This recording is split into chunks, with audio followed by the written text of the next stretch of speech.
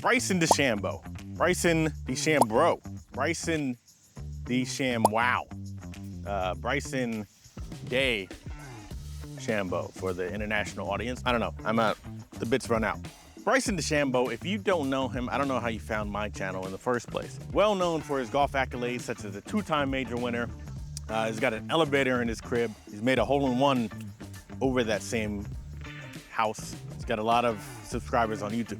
Now, today in this episode of The Test, or whatever I call it, we're going to decide if the average golfer can practice like Bryson DeChambeau, and how effective is it for us average golfers. So for the next month, we're going to practice and see how effective it is for people like you and I. I guess that's the intro. 1. Now obviously, Bryson has been well known for his bomb and gouge method of golf, where you hit the ball really far, and then even if you leave yourself in the rough, you usually just have like a wedge position. How effective is that for you and I as the average golfer? 2. Now, despite Bryson being well known for the bomb and gouge, most prominent areas is being able to scramble, which I mean, it makes sense because if you're hitting the ball really far and not in the fairway, you're probably going to have to scramble a lot of the times. So we're gonna work on our short game. And the other thing is his technical approach to most of the game, such as using the clock system or percentages on the greens and how he reads greens. So we're gonna get a little bit more in tune with the way that we're thinking with our approaches and see if it works. The first thing we gotta do is some speed training. So let me show you some speed training. Now I need to apologize in advance because it's like the hottest day of the year. I don't know why I wore white. I got nothing under this. You're just gonna be exposed unwillingly, like you in the early 2000s waking up in the middle of the night to see a girl getting water poured all over her white shirt on a radio show, which that was the early 2000s. I don't think that you can do that anymore on TV. Instead, it's just on Instagram. So today is day 1 of speed training, like Bryson. When you're practicing, the most important thing you can do, you're gonna wanna hit 125 balls. This is gonna teach you how to swing with more effort. Basically, you're hitting a lot of shots, and then once your body is a little bit exhausted, everything fired up, engines revving, then you go into speed training. So now, speed training. So since I don't have all the time to do the speed training today, we're just gonna get some numbers of, all right, what are we starting at? So I'm gonna try to swing hard, but I'm gonna try to keep it somewhere on this planet. And then I'm gonna try to swing hard, not caring about where it goes, just to get a number of how fast can we actually get to. Sound good?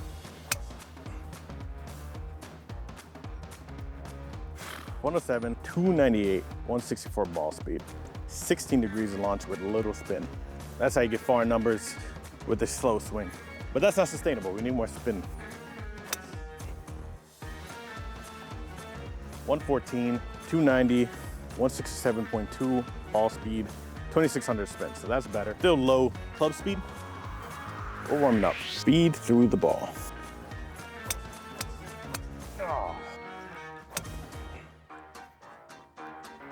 116, 304, 173.8.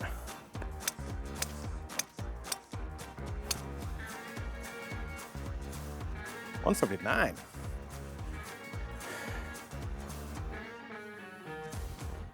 Now at this point, we hit a little bit of a roadblock. We were trying everything to gain more speed, but when you're doing this all on your own, well, gaining speed, swinging hard, but without the proper form and technique, well, you face a little bit of challenges, and that's what we're facing, as you can see in my swing. You're gonna lose a lot of force and a lot of speed. It's just gonna slow you down. How you load the club is by applying resistance in the opposite direction. So watch what I'm doing. I'm going up, and as the club is going back, right about here, I'm already starting to go the other way. So it may look like I'm doing this and taking it really far back. I'm not doing that. I'm actually taking it back with some pretty swift speed, and then already applying force the opposite direction. Arm, or turn your chest into the left arm. That's gonna load everything at the top, that's 2. And then the last one is feeling like you're almost pushing back and away from it. One of the hardest parts of training like Bryson is this, the driver. Now for us average amateur golfers, we suck with the driver. We're inconsistent with the driver. We can have the capability to hit a bomb out there, but we can't do that consistently. So trying to work on consistency is one of the hard things. The other hard thing is sweating out every ounce of fluid before you even get on the course. So I may not even get on the course today. I might just be giving you a wet t-shirt contest. But the driver is the most inconsistent part, and especially when you try to add speed to it, what's going to increase the dispersion. And that dispersion for us amateurs is probably going to be huge. That was so gone. What I've been trying to work on is feeling like I'm jumping more off the front of my leg, which is why you see me exaggerating it a little bit. Bryson, if you're watching this, I will go to, I don't know, Texas, and you can give me a lesson. I will pay for my own flight to do that. So don't worry there. Save you a few bucks. So let's talk about the way that Bryson practices, at least according to the little research I've done. Bryson speaks a lot about practicing on the range, kind of repeating the same motion over and over and over and over and over and over and over until you can pretty much automatically follow through with that motion. So within that, I have been practicing repeated motions, and I have found that repeatedly I am bad. We're focusing on getting one consistent shot shape, which right now it is a pull, hook, or draw, and we're trying to figure out how to get a little bit more consistency. So that's how practice has been being formed this entire time. And we're going to continue to do that because even Bryson spoke about how he never really practices it on the course, which I've not been able to try to practice this play style on the course yet. I'm instead saving it for the real round. Maybe I'll do one little mini practice with this play style beforehand just to work out the kinks a little bit. So, block practice. 264, 1900 spin, 164 ball speed. So all I'm trying to work on is a consistent fairway finder, slow swing, and then work my way up with the speed for more consistency.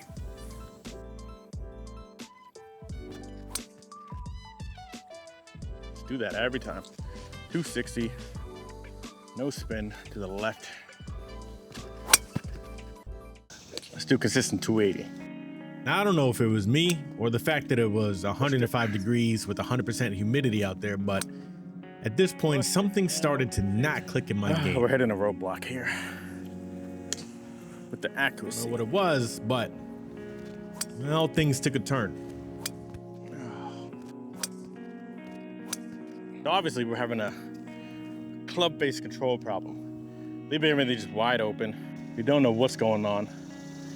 But when we try to increase the speed from hitting it a little fairway 260, 270 out there to 280, 290, well, there's something disconnecting in my swing, which is increasing the inconsistency. So we need to figure out what is going on when I'm adding more speed.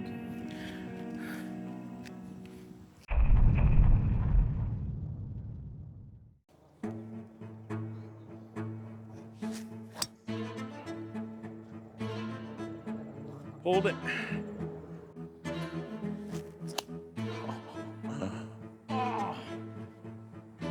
So I know we're mainly focusing on the drives, but that was pretty abysmal short game. It's gonna be like a 930, 54 degree, at 80 yards.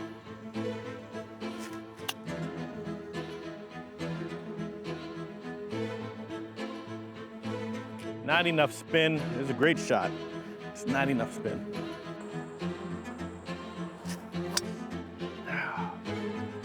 Fucking pulled it again. Ah.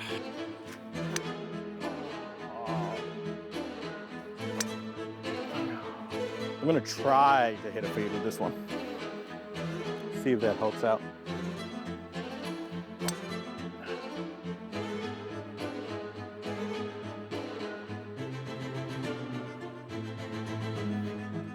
Probably the worst drive I've ever hit in the last 2 years.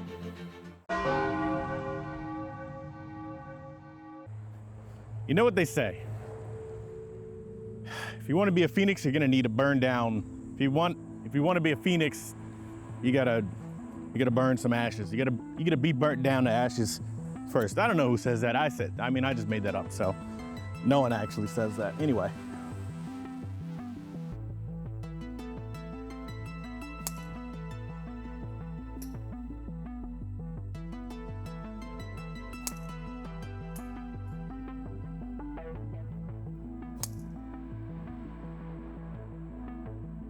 Okay, 180.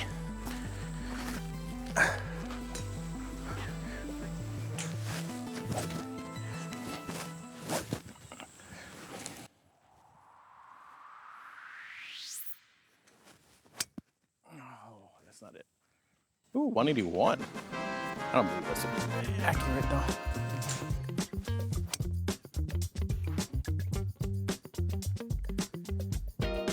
$180.5.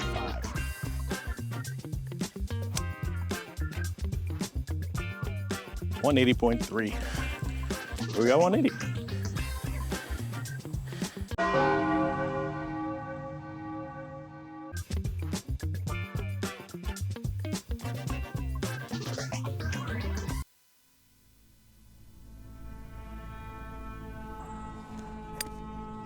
That's perfect. I'm pulling everything, man. Oh, you can see that we made the right decision. Look at this, pin high. I just pulled it, so. So everything started to work except for the driver. And of course this pulling to the left. The distance control, the clock system, the wedges, the putting, everything started to feel pretty good, but. We're gonna swing with confidence, even though we know what happened last time. Gonna ignore that ever existing. We got 235. I got my 5 wood. I'm gonna try like a 9 o'clock because we're in the rough. And if we can just get it to roll up there, I'll be fine.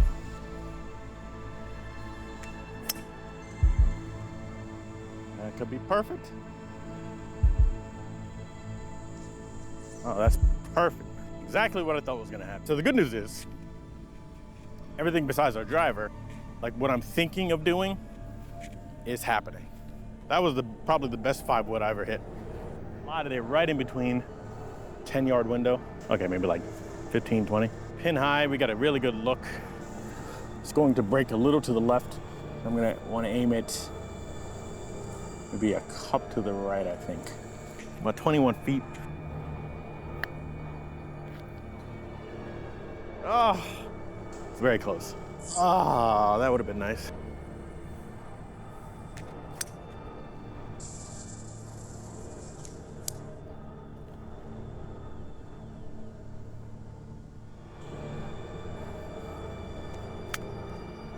That's not enough. Oh.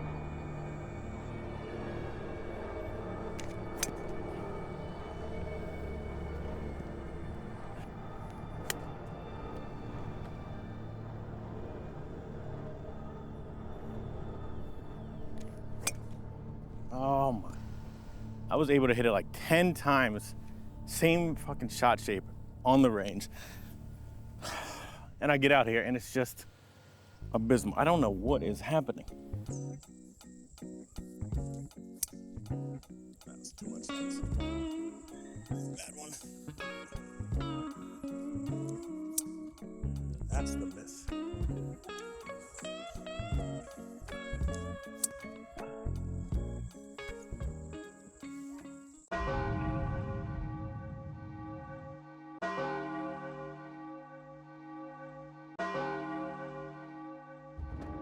Of course, I missed the first tee shot, but it's a pretty good tee shot. Apparently I got 134.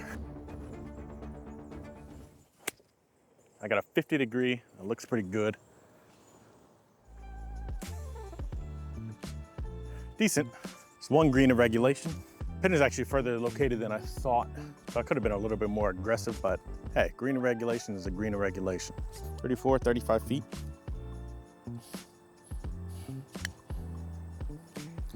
Oh, that was a weak putt. I should have played it like 40 feet and it was uphill.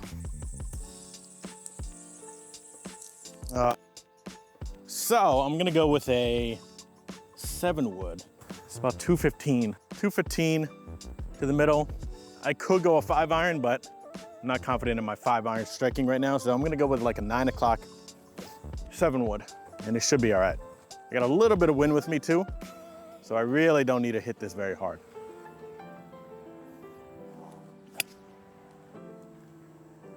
Okay, I needed to hit it a little bit harder. Okay, I chunked it a little bit. Yeah, I could have been a little bit more aggressive. I think I just decelerated without confidence swinging through that. So you got to swing with confidence here. Got about 45 yards, 8 o'clock. That's too much. Oh, damn. So let's start to talk about what I've learned this month playing like Bryson.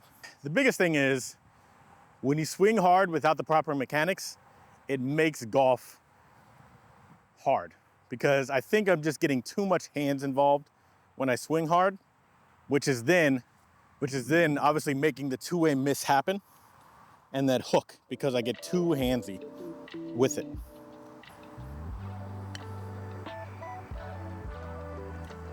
Oh, I think they lost. I think this is whose wedge I found over there. Guys, lose this? Yeah.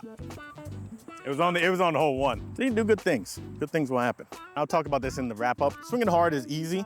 Swinging hard without the proper fundamentals is going to leave your dispersion just way all over the place. But the idea is not to swing all out every single time. The idea of speed training is that your now comfortable cruising speed is much higher, which it is.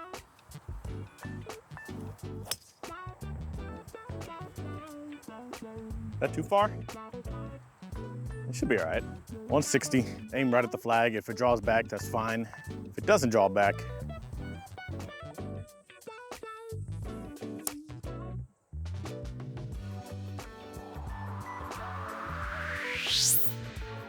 oh, your boy came to play some golf today. Just gonna break a little bit to the right. Oh, wanted the bird. I said it was gonna break right. It was a good read. Well, the other thing is you don't need to bomb it every single time. Now, of course, I've been doing, I've been fluffing it up for the cameras a little bit and using driver almost every single hole when I don't need to. I'd usually use like a 5-wood off of many of these tees because the fairways are very narrow. But I'm just using driver because, we're on YouTube. If you're going to start to swing like, try to follow my steps and do this training, well, with speed training, at least get one lesson to understand how do you swing better and more consistent. At least this one is fading, so it's not lost. We've hit it to the left every single time with this driver. I have to be coming over the top and obviously my hands are about 200. I would hit a 6-iron, but I'm worried about this tree. So I'm gonna hit a 5, try to keep it low and draw it in there. 9 o'clock. It's in the rough. I just don't want it to fly too much. No, we can do a full swing actually. 10 o'clock. Perfect. Eagle chance. Eagle chance. So everything else through this has been feeling really good. And I think a big takeaway is how my approach to every swing has been, besides my driver, of course. So one of the big things is feeling as if when I swing, the ball is going to go where it's going to go. I'm always swinging with confidence and commitment. And I think that's one of the biggest factors that have been contributing to, good shots like this. This is par 5, so I have an eagle chance. So do I chip this or putt this? And I think I'm going to putt this, and then we're going to, also I brought an extra ball because we got some time. We're also going to chip it to see, which one is a better result. It's gonna come off this slope. It's gonna go right. So I need to play it around like 40 feet maybe? Maybe a foot to the right I want. We'll do it. Oh, it stopped breaking. Oh man. That was it though. I don't think you're gonna get a chip better than that, but let's show, demonstrate. Oh, yep, okay. Okay, now of course it's mandated driver, even though normally when I would play, I would not use driver here. I'd use my 5-wood, but it's mandated driver, so we're going to use driver, just for the sake of the video and seeing how the driver is working. But the other big takeaway is just because you have worked on your driver to swing it harder and faster, that doesn't mean you need to use driver every single hole, like I am.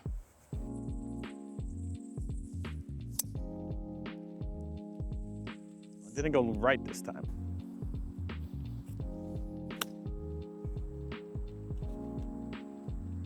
Got a 60 degree, it's about 60 yards. I can leave it a little short. It's in the front, but I'm gonna just try to go for it.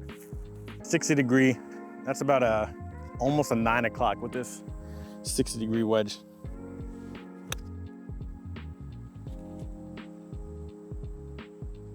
A little far.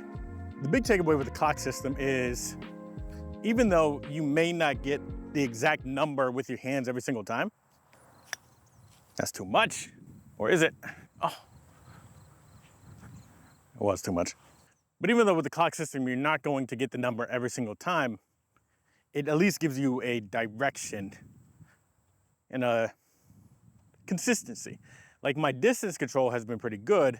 My accuracy, not great, but my spin control with my wedges sucks. As in, I think I hit a little bit behind the ball and I don't get enough spin, unless I full swing.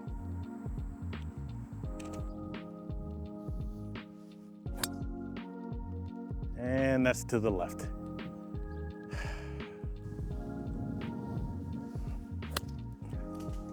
Oh, did not get it under the tree. Oh, it just popped right up. Try to hit this around like 45 and let it run. No, maybe, yeah, maybe around 45 and let it run.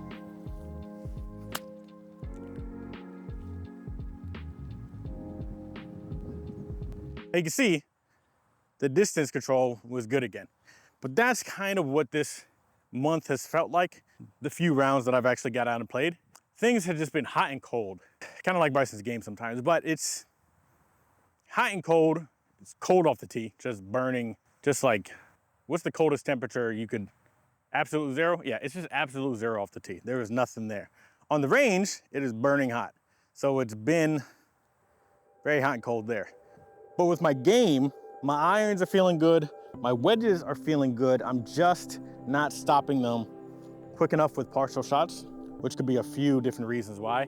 Despite that putt, my putting has also felt pretty good. So overall, how do I feel about it?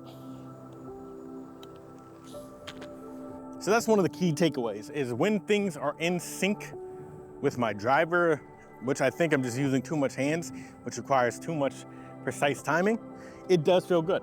But that has not been happening during my rounds. So it's kind of useless. But everything else has felt very good. And my decision-making with the distance control has also felt very good. So combining those things, you know, what would I actually score this whole month? And should you, as the average person, try to play it like Bryson as well?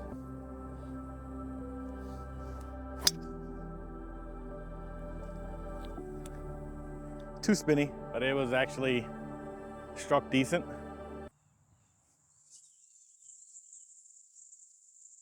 So let's talk about it. How would I rate how this month went training like Bryson, and should you train like Bryson? Well, let's get into the grading. Speed training. Now, speed training is probably one of the biggest things that it's probably one of the biggest factors that people will think about when training like Bryson. And speed training is pretty easy to do. Should you do it though?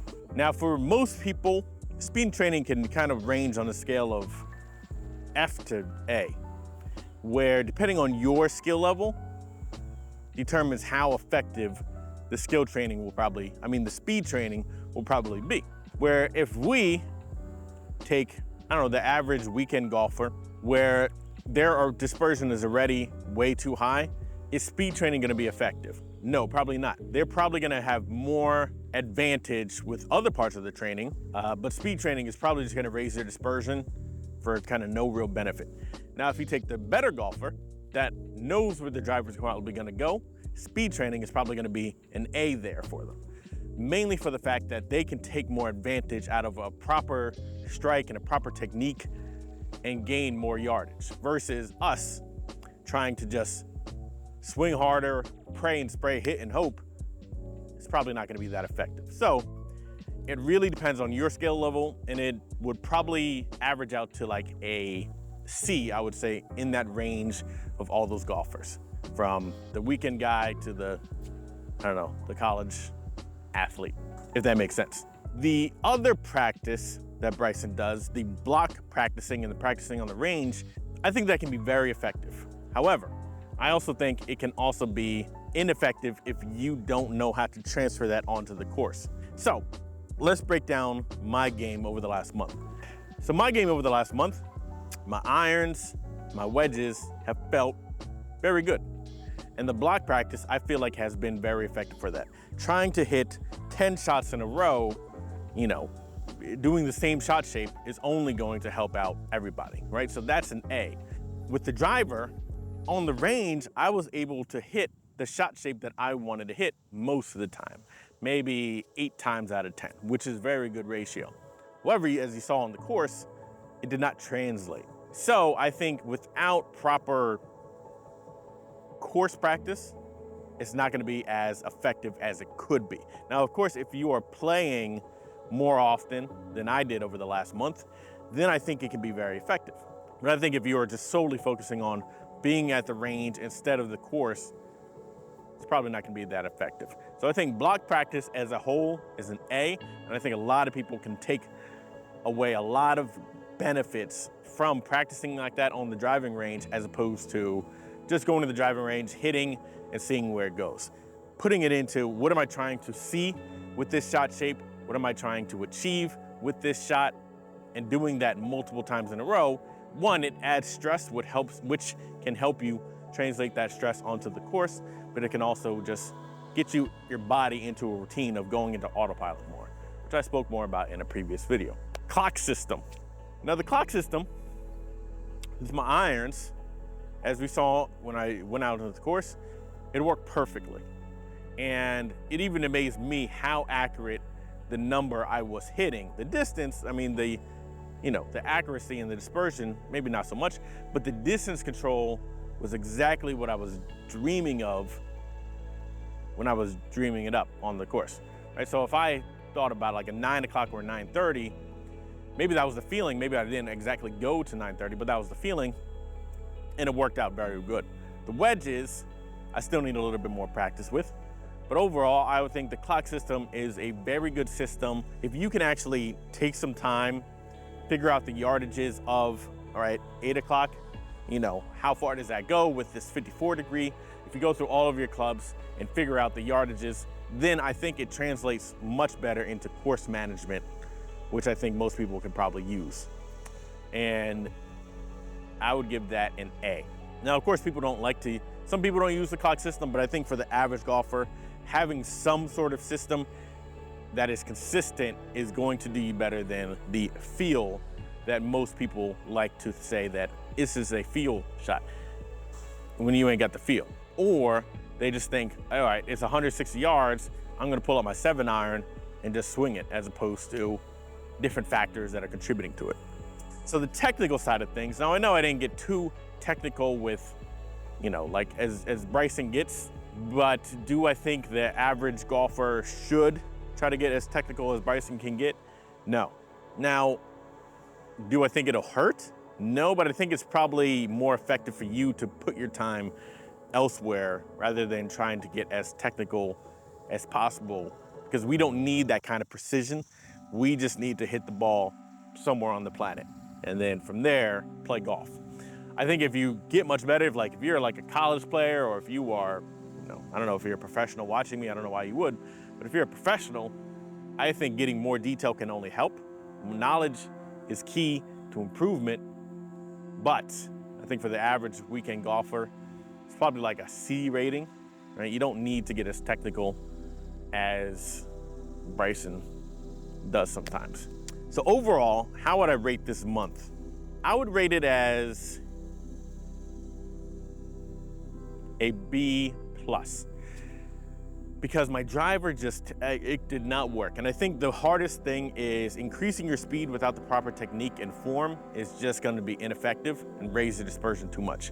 I think the irons, they were working great. The wedges were working much better than they have been, and my putting was great. my driver just put me into too much trouble, because I think trying to swing too hard without the proper form is just gonna do more harm than good. And that's why I knocked down from an A to a B. Now, I think if you have maybe a swing coach or proper form for your driver, that bumps it up to an A. But for the average golfer that's not getting lessons, not doing really much for their own improvement, you know, it's probably gonna be like a B. So should you do it? I think you should do everything besides maybe the technical and maybe the speed training, depending on your skill level. Speed training can help out with gaining more yardages, but most people don't need more yardage. Most people just need more accuracy. So